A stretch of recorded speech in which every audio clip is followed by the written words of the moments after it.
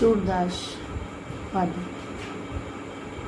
प्रस्तुत तो पद्यांश में भगवान श्री कृष्ण की चरण कमलों की वंदना की गई है और भगवान कृष्ण की महिमा का वर्णन किया गया है। चरण कमल बंदो हरिराय, कमल के समान चरणों वाले भगवान की वंदना की, जाकी कृपा पग उगिर। सूरदास जी कहते हैं कि जिसकी कृपा से लंगड़ा व्यक्ति भी पर्वत को लांघ सकता है और अंधे व्यक्ति को सब कुछ दिखाई देने लगता है।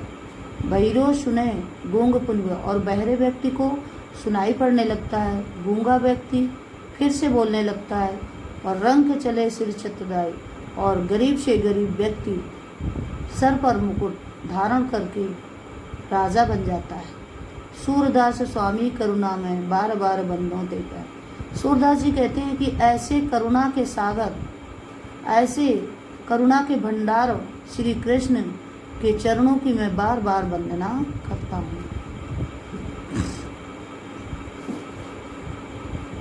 अवगति कुछ कहत ना आवे,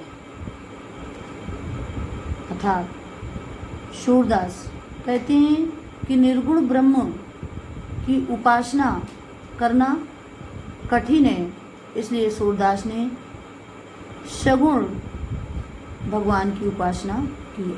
अवगति का चुकाहत ना हो, जिसका कोई रूप नहीं है उसका वर्णन करना बड़ा ही कठिन है। जो गूंगे मीठे फल को रस अंतर्गत है, जिस प्रकार से गूंगा व्यक्ति को यदि उसे मीठा फल खाने के लिए दे दिया जाए तो परम स्वाद सब ही सो निरंतर, अर्थात उसके स्वाद को अपने मन ही मन में महसूस करेगा, लेकिन उसे दूसरे को वाणी के द्वारा व्यक्त नहीं कर सकेगा। उसी प्रकार निर्गुण ब्रह्म की उपासना सूरदास जी कहते हैं उसी प्रकार है जिस प्रकार गूंगा व्यक्ति को मीठा फल खाने के लिए दे दिया जाए और उसका स्वाद वो अपने मन में तो महसूस करेगा लेकिन वाणी के द्वारा व्यक्त नहीं कर पाएगा।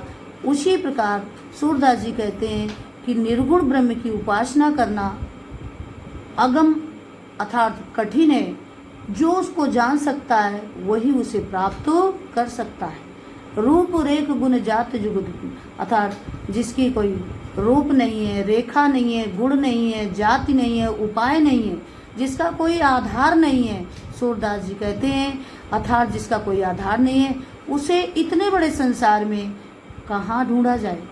सब विधि अगम विचार है, अर्थात सारी कठिनाइयों को देखते हुए सूरदास जी कहते हैं इसीलिए सगुण भगवान की उपासना की है, अर्थात सगुण भगवान की उपासना का गान किया। इस पद में भगवान श्री कृष्ण के घुटनों के बल चलने में और अपनी परछाई को अपने हाथ से ही पकड़ने का वर्णन सूरदास ने बड़ा ही मार्मिक वर्णन किया है। किलकत कान घुटुवन, अर्थात श्री कृष्ण किलकारी मारते हुए घुटनों के बल आ रहे हैं। मन में कनक नंद की आंगन बिंब पकड़ बुधर, और मड़ियों से जड़ा हुआ सोने का आंगन नंद बाबा का आंगन में जहाँ श्री कृष्ण घुटनों के बल घूम रहे हैं वो अपनी परछाई को देख करके पकड़ने के लिए दौड़ते हैं।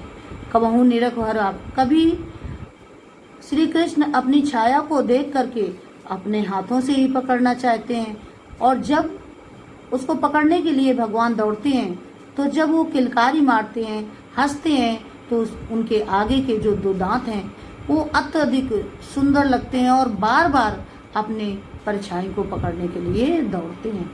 कनक भूमि पर करपग छाया, अर्थात उस सोने की भूमि पर भगवान की एक एक पग की छाया अर्थात पैरों की छाया इस प्रकार से उस पृथ्वी पर सुंदर लगती है कि ऐसा लग रहा है कि करिप्रद अर्थात प्रत्येक पग के लिए ये पृथ्वी जो अपने हृदय रूपी कमल को भगवान श्री कृष्ण को स्वागत करने के लिए अपने कमल रूपी हृदय को सजा करके बैठी हुई है। बाल दशा सुख निरख जसोधा पुनि पुनि नंद बुलावत, अर्थात यशोदा माता अपने बालक की ये लीलाएं देख करके प्रसन्न होती हैं और बार बार नंद बाबा को देखने के लिए पुकारती हैं, बुलाती हैं।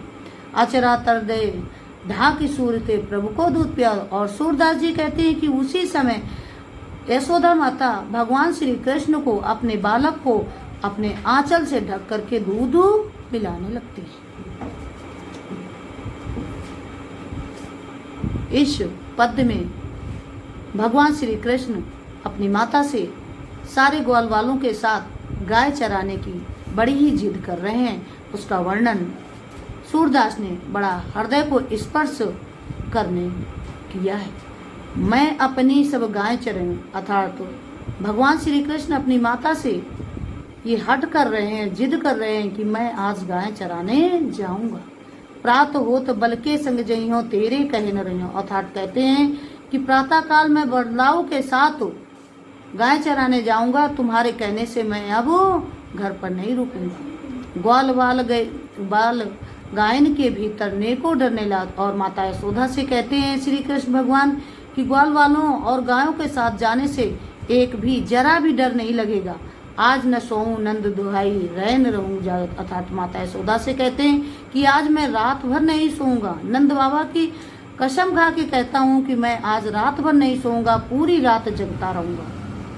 और ग्वाल सब गाय चराई हैं, मैं घर बैठे रहूं। और माता यशोदा से कहते हैं कि सारे ग्वाल वाल गाय चराने जाएंगे, मैं कैसे घर पर बैठे रहूंगा। सूर्य श्याम तुम सोई रहो, अब प्रात जान मैं दूं, अर्थात भगवान की हट को देखते हुए माता यशोदा कहती हैं कि अब तुम सो जाओ, मैं तुम्हें प्रातः काल जगा करके गाय चराने जाने दूंगी।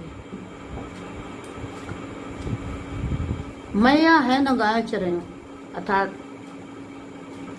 श्री कृष्ण भगवान अपनी माता यशोदा से कहते हैं कि अब मैं गाय चराने नहीं जाऊंगा।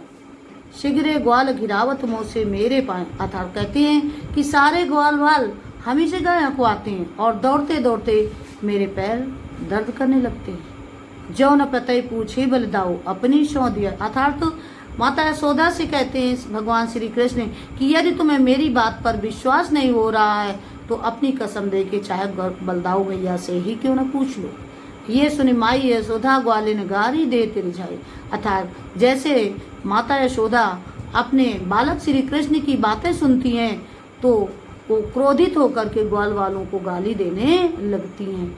मैं पठवते अपने लड़का को आवे मन मैंने, अर्थात माता यशोदा कहती हैं कि मैं तो अपने बालक को केवल मन बहलाने के लिए पहुंचाती हूँ या भेजती हूँ गाय चराने के लिए, लेकिन सूर्य श्याम मेरो अति बालक मारत ताई दिखाई। सूरदास जी कहते हैं कि माता यशोदा कहती हैं कि मेरे छोटे से बालक श्री कृष्ण को दौड़ा दौड़ा करके थका डालते हैं।